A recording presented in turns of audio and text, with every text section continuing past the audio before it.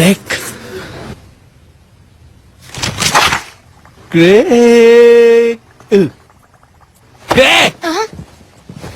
ඇයි? අයියෝ කීයට නැගිටින්නේ? අම්මයි තාත්තා ඔයාට පැයක් තිස්සේ ඉඳන් කතා කරන්නේ.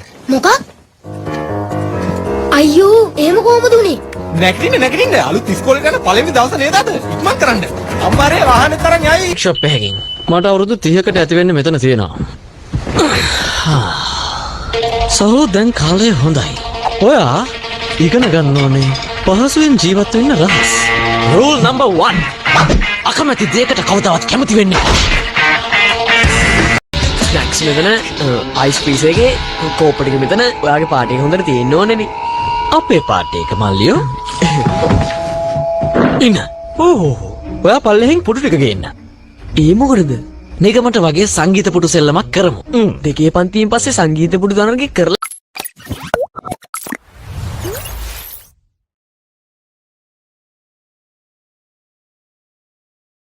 අපි කවුරුත් ආස කරන ෆිල්ම් එකක් තමයි මේ ඩයරි ඔෆ් විම්පි කිඩ් කියන්නේ.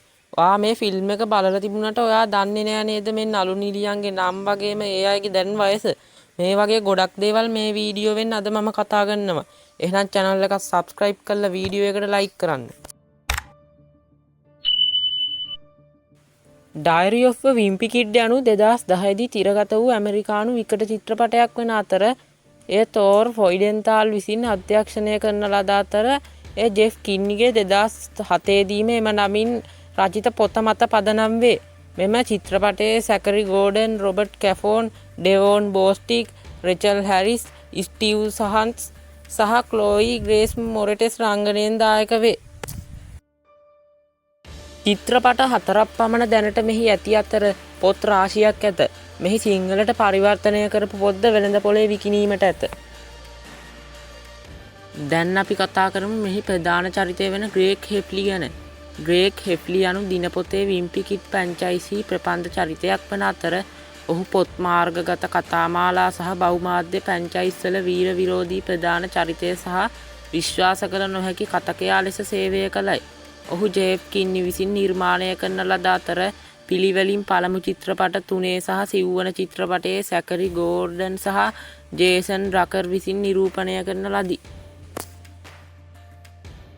මෙයාගේ නම සැකරි ගෝඩන්. මෙයාට 2025ට අවුරුදු 27ක් වෙනවා.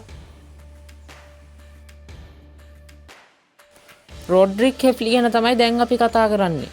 රොඩ්රික් හෙෆ්ලි යනු ග්‍රේග් සහ මැනී හෙෆ්ලිගේ වැඩිමහල් සහෝදරයා වන අතර ප්‍රෑන්ක් සහ සූසන් හෙෆ්ලිගේ පුත්‍රයා වන අතර බෙරවාදකයා, නිර්මාතෘ සහ රොක් සංගීත කණ්ඩායම වෙන ලෝඩඩ් ඩයිපර්හි නායකයා වේ.